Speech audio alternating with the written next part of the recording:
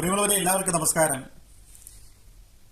വഖഫ് ബോർഡിന്റെ സംബന്ധിച്ചൊരു കോടതി വിധി വന്നായിരുന്നല്ലോ.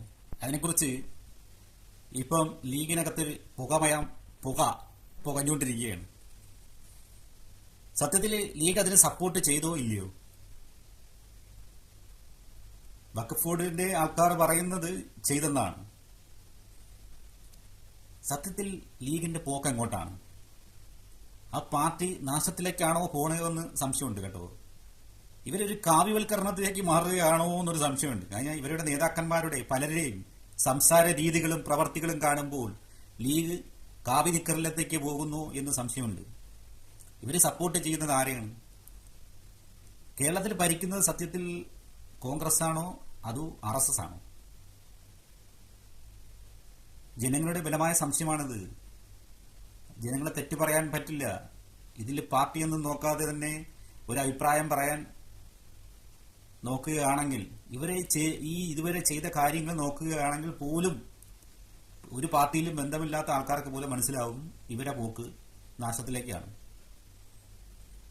ഇടതുപക്ഷ സർക്കാരെങ്ങാണമായിരുന്നെങ്കിൽ ഇപ്പൊ ഇങ്ങനൊരു വിധി വന്നത് എങ്കിൽ എന്തായിരുന്നായിരിക്കും ഇവിടുത്തെ പുകല്? എന്തായിരിക്കും അതിനെതിരെ പ്രതിഷേധങ്ങൾ? എന്തേ ലീഗ് മിണ്ടാത്തതിനെ കുറിച്ച്? മിണ്ടാൻ പറ്റത്തില്ല, അങ്ങനെ ഒരു അവസ്ഥയാണ് അവർക്ക്. ലീഗിന്റെ വകുപ്പല്ലേ ഇത്?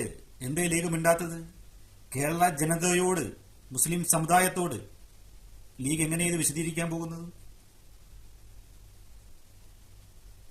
ഇടതുപക്ഷ സർക്കാരായിരുന്നു എങ്കിൽ എന്തായിരുന്നു നിങ്ങളുടെ സമീപനം ഈ കാര്യത്തിൽ?